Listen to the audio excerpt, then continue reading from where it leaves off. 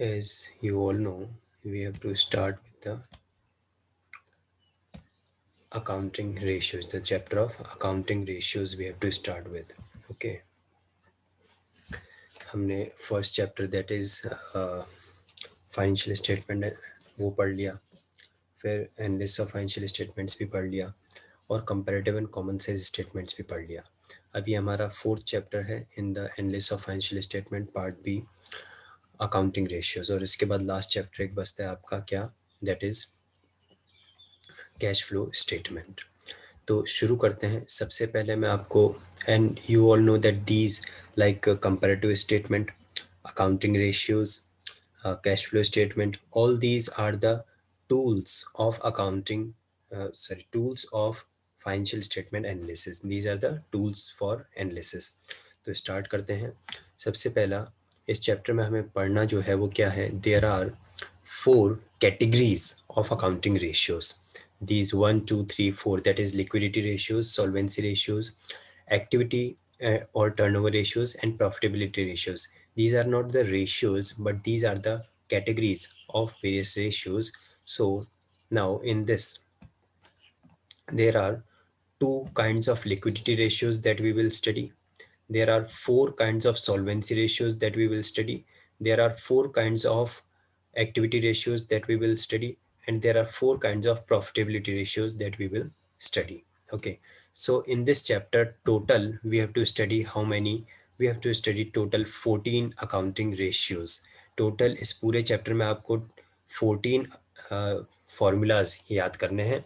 2 will be liquidity ratios, then 4 formulas for solvency ratios, 4 formulas for activity or turnover ratios, and 4 formulas for profitability ratios. तो इस पूरे chapter में total मिला के हमें, आपके पास बुक भी है, बुक में आप देख सकते हैं, बुक के एंड में समरी के साथ में एक चार्ट गिवन है, उसमें आपको टोटल 14 अकाउंटिंग रेशियोज के फॉर्मूलाज गिवन है. तो इन सब में आपको क्या क्या याद करना है, ये थोड़ा सा इम्पोर्टेंट है, आप समझें इस बात को कि इसमें एक तो हमें इन अकाउंटिंग रेशियोज के नेम्स पता होने चाहिए, इसके बाद में हमें इनका फॉर्मूला याद होना चाहिए, इसके बाद में इनका हमें मीनिंग पता होना चाहिए, that why do we calculate objective significance, why do we calculate that particular ratio, और उसके बाद में हमें इनका आइडियल रेशियो पता होना चाहिए कि एक एडिक्वेट रेशियो कितना होता है. ठीक है, तो क्या क्या बताया मैंने आपको. सबसे पहला तो आपको इसका मीनिंग पता होना चाहिए. ठीक है, उसके बाद में आपको ऑब्जेक्टिव पता होना चाहिए कि क्यों हम कैलकुलेट कर रहे हैं, ऑब्जेक्टिव पता होना चाहिए. मीनिंग के साथ में आपको इसका फॉर्मूला पता होना चाहिए हर रेशियो का, कि क्या फॉर्मूला हम कैलकुलेट करने के लिए यूज़ करेंगे. इसके बाद में आपको एक आइडियल रेशियो पता होना चाहिए कि जो भी ये रेशियोज हैं उसमें एक आइडियल रेशियो कितना होता है. ठीक है, आइडियल रेशियो हमें पता होना चाहिए. और फाइनली हमें ये पता होना चाहिए कि what is the significance, why are we calculating this particular ratio, what is the objective, what is the significance. ये चीज़ें आपको हर एक का पता होना है. टोटल कितने रेशियोज हमें पढ़ने हैं इसमें, 14 अकाउंटिंग रेशियोज हमें पढ़ने हैं. तो शुरुआत करते हैं स्टूडेंट्स हम लोग. हमारी शुरुआत करेंगे हम किससे, शुरुआत हम करेंगे लिक्विडिटी रेशियोज से. Liquidity ratios which are also known as, हम शुरुआत कर रहे हैं लिक्विडिटी रेशियोज से. Liquidity ratios which are also known as short term solvency ratios. ये जो भी मैंने स्क्रीन पे लिखा है ये सब आपको कॉपी में लिखना है. नज़र आ रहा होगा आप लोगों को व्हाइट बोर्ड पे सब चीज़ लिखी हुई, ये आपको अपनी कॉपी में क्लास वर्क में नोट डाउन करना है. हालांकि बुक में ये सब चीज़ें गिवन है लेकिन काफ़ी एलेबोरेटेड गिवन है, ये शॉर्ट में आपके नोट्स जैसे हो जाएंगे. सो जैसे कि मैंने आपको बताया कि liquidity ratios also known as short term solvency ratios, and they are calculated, you can note down this thing, that liquidity ratios are calculated to assess or to evaluate the short term solvency position, short term liquidity position, short term repayment, short term uh, credibility of the business. Okay, why do we calculate the liquidity ratios? The liquidity ratios are calculated for to judge, to assess the short term solvency position or to evaluate the short term liquidity position of the business, and it is mainly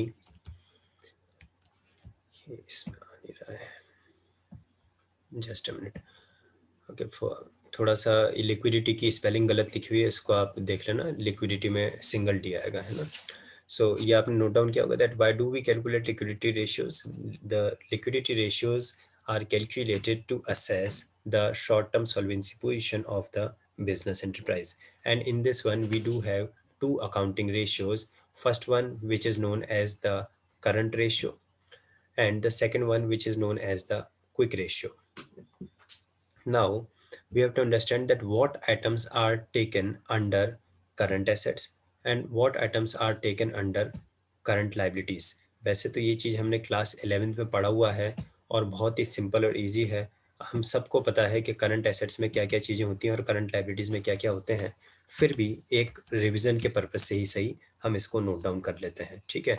तो जैसे कि आपको पता है current assets में cash in hand, cash at bank, inventories, debtors, bills receivable, prepaid expenses और marketable securities include होती हैं. अगर एक्रूड एक्सपेंसेस हों तो वो भी इसमें, sorry, accrued income not expenses, accrued income है तो वो भी करंट एसेट्स में आपका इंक्लूड होता है. ठीक है.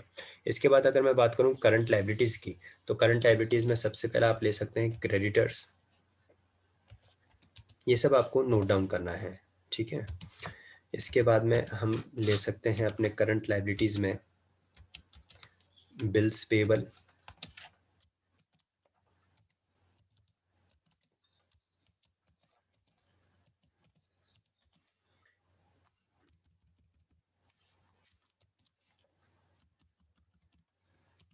इसके बाद में आपको इंक्लूड करना है इसमें बैंक ओवरड्राफ्ट. आई होप आप सभी लोग बैंक ओवरड्राफ्ट का मीनिंग समझते हैं. फिर भी मैं एक बार बता देता हूँ, थोड़ा सा रिकॉल हो जाएगा. Bank overdraft means the amount over withdrawn from the bank. Suppose हमने अपने अकाउंट में 5,000 डिपॉजिट किया और 6,000 का चेक इशू कर दिया और बैंक ने पेमेंट भी कर दिया. So 1,000 will be consider to be a bank overdraft and this will be a short term liability of our business. Current liability short term liability है, तो बैंक ओवरड्राफ्ट इसमें आएगा. फिर इसमें और क्या हो सकता है, तो आप सब जानते हैं कि आउटस्टैंडिंग एक्सपेंसेस भी करंट लाइबिलिटीज का ही पार्ट होता है.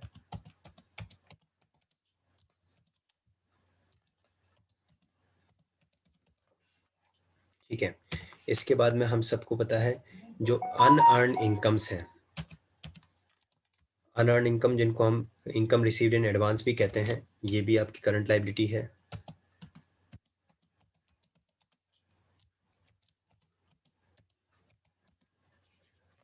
और जैसे कि हम ये बना रहे हैं जो अकाउंटिंग रेशियोज हम कैलकुलेट करेंगे, जॉइंट स्टॉक कंपनी ही कैलकुलेट करेंगे, तो आप सिंपली रिकॉल कर सकते हैं जो मैंने फॉर्मेट ऑफ बैलेंस शीट आप लोगों को पढ़ाया है.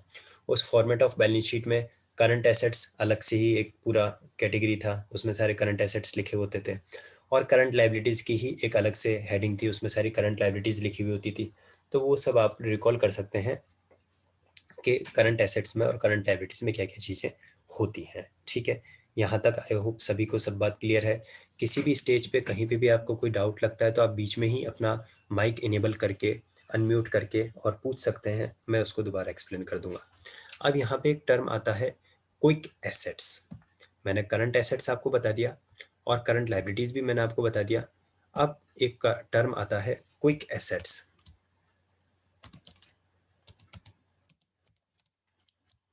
तो क्वेश्चन अराइज होता है कि क्विक एसेट्स में हम क्या इंक्लूड करेंगे. अच्छा, एक और चीज मैं बता दूं, quick assets are also known as liquid assets.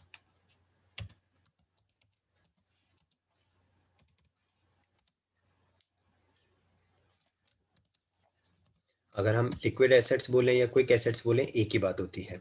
ठीक है. तो यह है क्विक एसेट्स. क्विक एसेट्स में क्या क्या इंक्लूड होता है, तो देखिए क्विक एसेट्स में हम सबसे पहले लेंगे कैश इन हैंड. इसके बाद हम लेंगे इसमें कैश एट बैंक.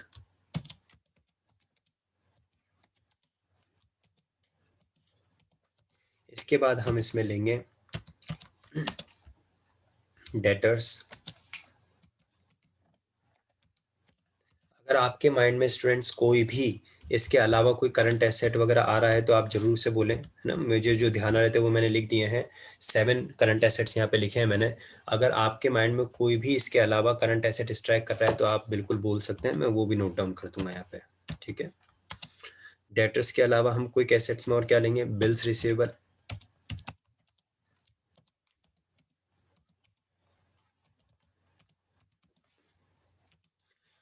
और हम इसमें क्या लेंगे, इसमें हम लेंगे मार्केटेबल सिक्योरिटीज। अच्छा, एक बात याद रखिए, मार्केटेबल सिक्योरिटीज के कुछ और नेम्स भी होते हैं। Marketable securities are also known as marketable securities are also known as short term investments। याद रखिएगा।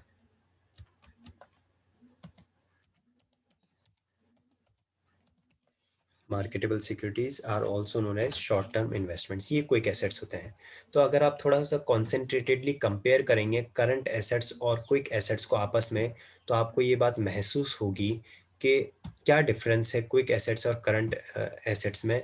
अगर मैं करंट एसेट्स में से इन्वेंट्रीज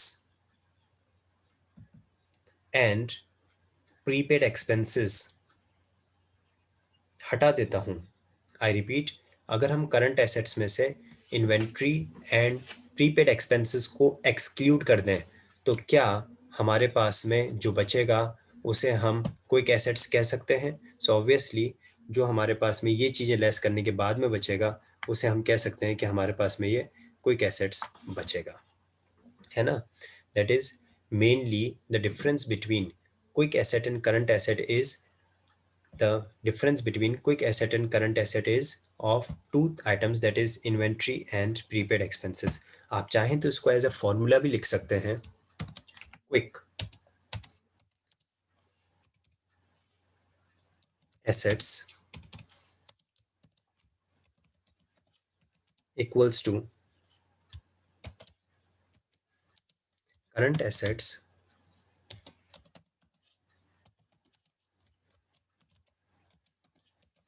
minus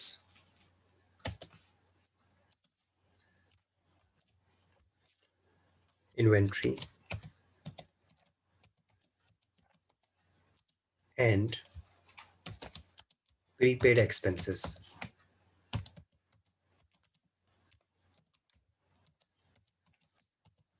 आई होप आपको समझ में आया होगा। तो इसको एज अ फॉर्मूला भी आप लोग ले सकते हैं, that is quick assets equals to invent current assets minus inventories and prepaid expenses. या फिर आप इसको दूसरे वर्ड्स में कह सकते हैं, quick assets plus inventory and prepaid expense equals to current asset, ऐसे भी ले सकते हैं, ठीक है। तो ये आप एज अ फॉर्मूला इसको समझ सकते हैं, ठीक है। यहाँ तक किसी कमेंट में कोई कंफ्यूजन, कोई डाउट हो तो बोलिए, अदरवाइज हम आगे बढ़ेंगे। No sir. ये आप ऐसा फॉर्मूला नोट डाउन कर सकते हैं, ठीक है। अब जैसे कि मैंने आपको बताया, हम क्या पढ़ रहे हैं, हम पढ़ रहे हैं लिक्विडिटी रेशियोज। आज का हमारा टॉपिक यही है। लिक्विडिटी रेशियोज में सबसे पहले हम स्टार्ट करेंगे करंट रेशियो से। तो आप लिखना शुरू करें। सबसे पहले तो करंट रेशियो के और क्या नाम हो सकते हैं। The current ratio is also known as working capital ratio. The current ratio is also known as working capital ratio, ठीक है। और फॉर्मूले की अगर मैं बात करूं, सो फॉर्मूला आप लिख सकते हैं करंट रेशियो का, current ratio which is also known as working capital ratio।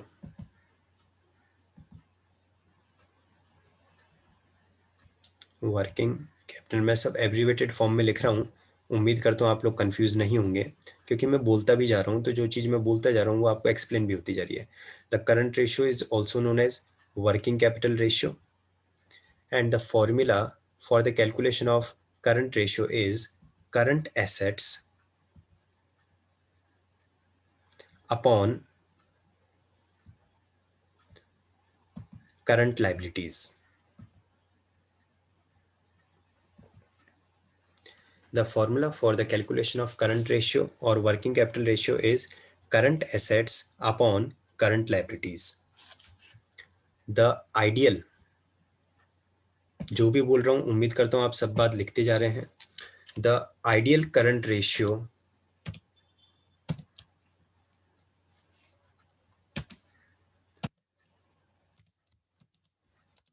the ideal current ratio is 2:1. क्या मतलब होता है आइडियल करंट रेशियो का?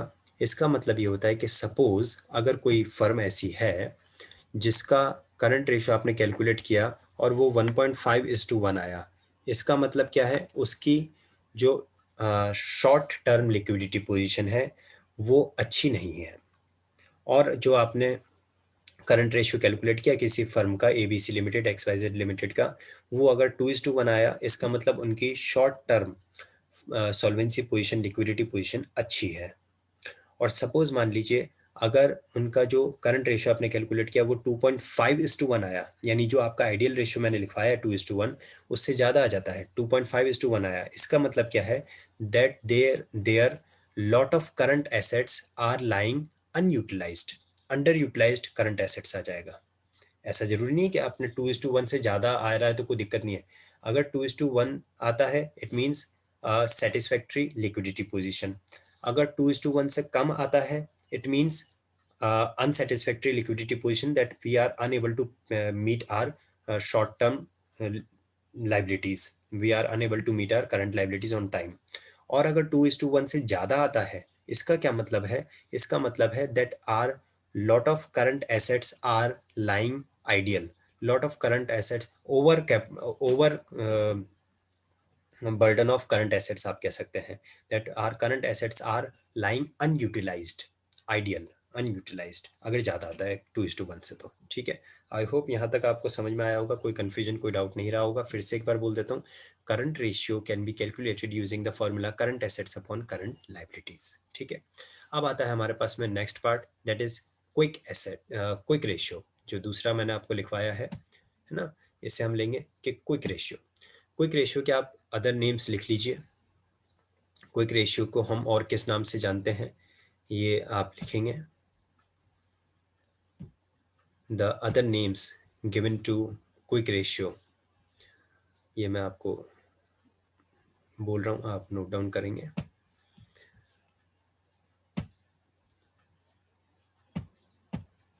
The quick ratio is also known as liquid ratio.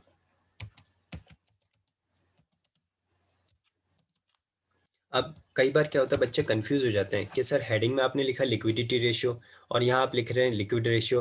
तो कोई दिक्कत नहीं है, अगर मैं आपसे कहूँ किसी क्वेश्चन में आपको बैलेंस शीट दिया और कहा कैलकुलेट लिक्विडिटी रेशियोज, इसका मतलब आपको क्या करना है? आपको करंट रेशियो भी कैलकुलेट करना है और आपको क्विक रेशियो भी कैलकुलेट करना है।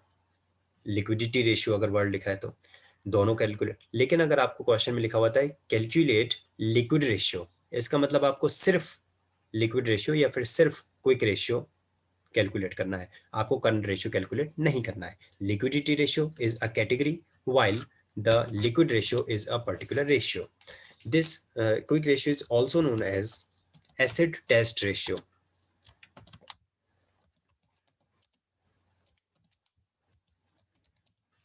ठीक है, liquid ratio, this quick ratio is known as liquid ratio and also known as acid test ratio.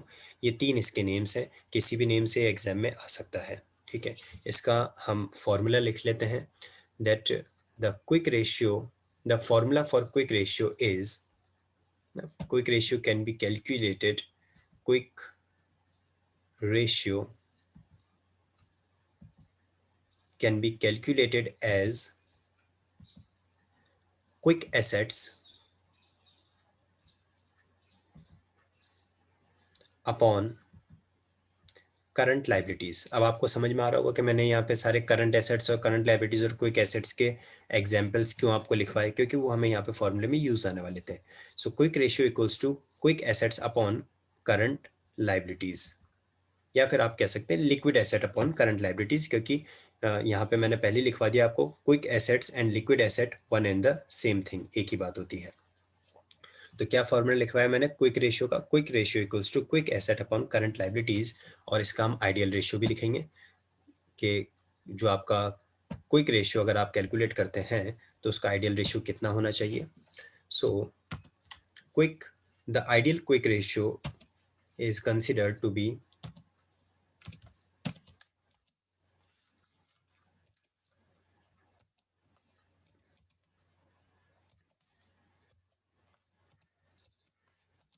1:1. 1:1 is considered to be the ideal quick ratio.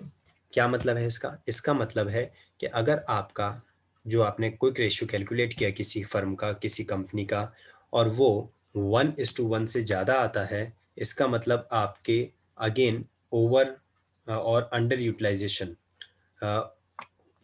Over stocking कह सकते, नॉट ओवर स्टॉकिंग, अगर आपका quick ratio 1:1 से ज़्यादा आता है तो आप कह सकते हैं that is are lot of cash and other liquid assets are lying unutilized, ideal रखे हुए हैं।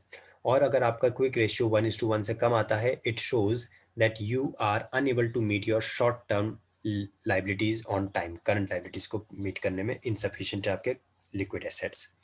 अब बात आती है माइंड में कि करंट रेशियो और क्विक रेशियो में मेन डिफरेंस क्या है। तो देखिए, current ratio is calculated to assess, ये सब बातें जो मैं बोलता जा रहा हूँ, आप जहाँ कहीं भी जरूरत समझे उनको कीवर्ड्स नोट डाउन करते जाएं। तो current asset is calculated to assess the short term solvency position, to assess the short term liquidity position of the firm, of the company. And quick ratio, liquid ratio is calculated to assess, to evaluate the uh, capacity of our business to meet the current liabilities instantly.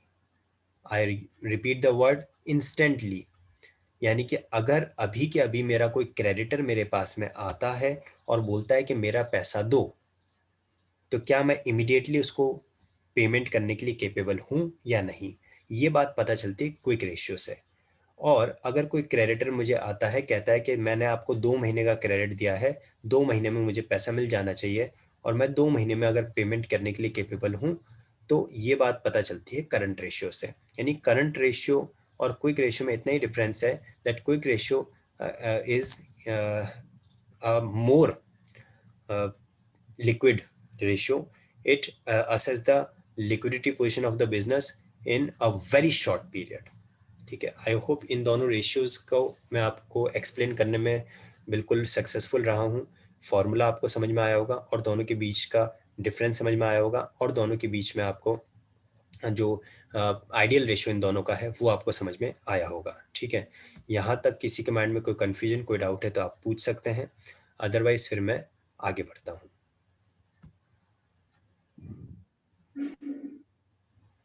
अब हम क्या करेंगे,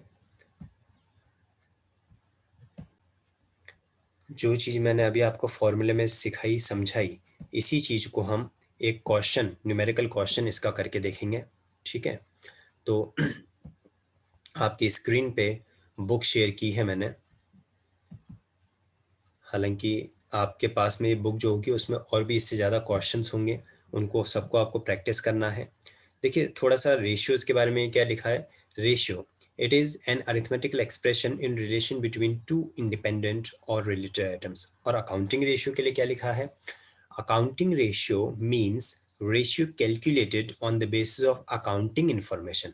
तो आपने जब accounting information को use करके कोई रेशियो कैलकुलेट किया है, तो उसे हम कह सकते हैं कि वो अकाउंटिंग रेशियो है। अब यहाँ पे मैं एक क्वेश्चन शेयर करूंगा आपके सामने, उस क्वेश्चन को जल्दी से हम रीड करके और उसका सॉल्यूशन देखेंगे। देखिए, यहाँ पे इलस्ट्रेशन नंबर 1 गिवन है, from the following balance sheet of Warmex limited as at 31 March 2019 calculate current ratio. Current ratio calculate करने के लिए इसने आपको कहा है। करंट रेशियो के लिए फॉर्मूले में हम क्या लेते हैं, हमें दो चीज़ें चाहिए होती है करंट रेशियो कैलकुलेट करने के लिए, current assets and current liabilities. याद होगा आपको, मैंने अभी अभी आपको बताया क्या फॉर्मूला होता है करंट रेशियो का। Current ratio equals to current assets upon current liabilities. Current ratio को हम और किस नाम से जानते हैं, current ratio is also known as, current ratio is also known working capital ratio. Ratio. Very good Mohit, working capital ratio. तो क्या चीजें हमें चाहिए, हमें एक तो चाहिए करंट लाइबिलिटीज और दूसरे हमें चाहिए करंट एसेट्स। तो साफ साफ आपको नजर आ रहा है इसमें करंट एसेट्स और करंट लाइबिलिटीज। और यहाँ पे आपको करंट एसेट्स में जो करंट इन्वेस्टमेंट लिखा हुआ दिख रहा है ना, इसी करंट इन्वेस्टमेंट को ही हम शॉर्ट टर्म इन्वेस्टमेंट या फिर मार्केटेबल सिक्योरिटीज भी कहते हैं। ठीक है, तो अब ये अपने को करंट लाइबिलिटीज और करंट एसेट्स के आइटम्स को लेकर और इससे कैलकुलेट करना है करंट रेशियो। तो शुरू करते हैं। मैं स्क्रॉल करता हूँ स्क्रीन को, यहाँ पे कैलकुलेट किया हुआ है और फॉर्मूला भी लिखा हुआ है। देखिए सबसे पहले इन्होंने फॉर्मूला लिखा है current assets upon current ratio equals to current assets upon current liabilities, और उसके बाद में नीचे उसमें लिखा है 5,50,000, आप देख सकते हैं 5,50,000 अपॉन 3,75,000 इक्वल्स टू 1.47:1, और डेसिमल का वही लॉजिक, वही प्रोसीजर आपको फॉलो करना है। जब भी किसी डिजिट को आप डेसिमल में कैलकुलेट करें तो उसे आप 3 डेसिमल प्लेसेस तक कैलकुलेट करके राउंड ऑफ करेंगे 2 डेसिमल प्लेसेस तक। और मैंने जैसे कि बताया आपको कि आइडियल रेशियो होता है 1:, आइडियल रेशियो होता है 2:1 करंट रेशियो के लिए, क्विक रेशियो के लिए आइडियल रेशियो होता है 1:1, यानी कि आप नोटिस करेंगे कि हमेशा डिनोमिनेटर को हमें 1 करके छोड़ना है ना। अब यहाँ पे इन्होंने करंट एसेट में क्या क्या लिया है वो भी चीजें एक्सप्लेन की हुई है। कुछ भी हमें शॉर्ट में नहीं करना है, एग्जामिनेशन में भी जैसे हम वर्किंग नोट वगैरह के तरह से बनाते हैं तो हर चीज हमें बिल्कुल क्लियरली एक्सप्लेन करके बतानी है।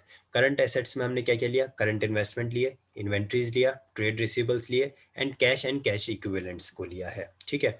करंट लाइबिलिटीज में हमने क्या क्या लिया है वो भी इन्होंने बता रखा है। तो करंट लाइबिलिटीज में हमने क्या क्या लिया, जो जितना आप प्रेजेंट करेंगे नीट एंड क्लीन उतने मार्क्स इजीली स्कोर होंगे। करंट लाइबिलिटीज में हमने शॉर्ट टर्म बोरोइंग्स को लिया, ट्रेड पेबल्स को लिया और शॉर्ट टर्म प्रोविजंस को लिया, और इन चीजों को ऐड करके हमें पता चला करंट एसेट्स 550, करंट लाइबिलिटीज 375, और हमारा कैलकुलेट हो गया करंट रेशियो 1.47:1। किसी के माइंड में कोई कंफ्यूजन, कोई डाउट हो तो पूछ सकते हैं।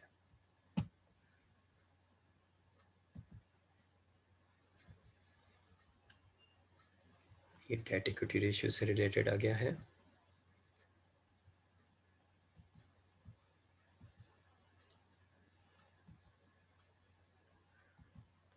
चलिए ठीक है, मैं इसी क्वेश्चन से आपको एक बार करवा देता हूं। आप लोग जल्दी से पेपर और पेन लेके रेडी रहिए। जो आपके सामने क्वेश्चन प्रेजेंटेड है, जो इलस्ट्रेशन नंबर 1 अभी हमने कैलकुलेट किया, उसी क्वेश्चन में हम क्विक रेशियो कैलकुलेट करेंगे। तो क्विक रेशियो कैलकुलेट करने के लिए जैसे कि मैंने आपको बताया फॉर्मूला होता है क्विक रेशियो का फॉर्मूला क्या होता है हमारा, क्विक रेशियो का हमारा फॉर्मूला होता है quick assets upon current liabilities, यानी करंट लाइबिलिटीज तो अपने को एज इट इज लेनी है, तो करंट लाइबिलिटी तो अपनी कितनी हो जाएगी, वही 3,75,000 होगा, कोई चेंज नहीं होगा करंट लाइबिलिटीज में, तो ठीक है। लेकिन क्विक एसेट्स हमारे कितने होंगे, तो मैंने आपको बताया था क्विक एसेट्स में हम दो चीजें एक्सक्लूड कर देते हैं करंट एसेट में से, स्टॉक एंड प्रीपेड एक्सपेंसेस, या फिर आप कह सकते हैं कि इन्वेंट्री एंड प्रीपेड एक्सपेंसेस। तो क्विक एसेट के लिए आप क्या क्या लोगे, आप करंट इन्वेस्टमेंट ले लेना, ट्रेड रिसीवेबल ले लो, और current cash and cash equivalent ले लो। जल्दी से बताइए कि कितना आया अपना क्विक एसेट। देखो 1 लाख का तो करंट इन्वेस्टमेंट हो गया अपना, है ना। उसके बाद में 1,75,000 का ट्रेड रिसीवेबल, 275 टोटल हो गया, और फिर अपने 125 का आपके कैश एंड कैश इक्विवेलेंट, तो 4 लाख रुपीज आ गया। 4 लाख रुपीज का आपका आ गया क्विक एसेट। कैलकुलेट करके बताइए क्विक रेशियो कितना आता है, कैसे कैलकुलेट करेंगे। क्विक रेशियो इक्वल्स टू, याद होगा आपको formula, quick ratio equals to quick asset upon current liability. तो यहाँ पे क्विक एसेट मैंने कितने लिए, क्विक एसेट आ रहा है मेरे 4 लाख, और करंट लाइबिलिटी मेरे पास कितनी गिवन है, करंट लाइबिलिटी मुझे गिवन है 3,75,000। कैलकुलेट करके बताइए स्टूडेंट्स मुझे कि इस फर्म का इसी क्वेश्चन से अगर मैं क्विक रेशियो कैलकुलेट करूं तो कितना आता है। 4 लाख अपॉन 3,75,000 हुआ, है ना। क्विक रेशियो में के लिए क्विक एसेट्स मैंने क्या क्या लिया, current investments, trade receivables and cash equivalent हम लेंगे। क्विक एसेट के लिए हम इन्वेंट्रीज एंड प्रीपेड एक्सपेंस को नहीं लेते हैं, तो इन्वेंट्रीज मैंने इसमें एक्सक्लूड कर दिया। बताइए मुझे कि आप अपना क्विक रेशियो इस क्वेश्चन में कितना कैलकुलेट होके आ रहा है, जल्दी से कैलकुलेट करके बताइए। तो 1.07:1। 1.07, 1.0707 इज टू 1, यानी कि जो हमारा ideal ratio, ideal quick ratio होता है 1:1, उससे ये क्या आ रहा है, उससे ये थोड़ा सा ज्यादा आ रहा है ना। और जो हमारा करंट रेशियो आया था, वो करंट रेशियो जो आइडियल रेशियो था उससे थोड़ा कम आया था। खैर, आई होप आप लोगों को प्रोसीजर समझ में आ गया कि how we have to calculate current ratio and how we have to calculate quick ratio. So that's all, that is all for this class. I hope you all have understood the whole concept. और अगर कोई confusion, कोई doubt किसी के mind में रहता है तो आप लोग मुझे पूछ सकते हैं नेक्स्ट क्लास में अपनी, है ना। और अभी मैं इसको स्क्रीन को स्टॉप कर रहा हूँ।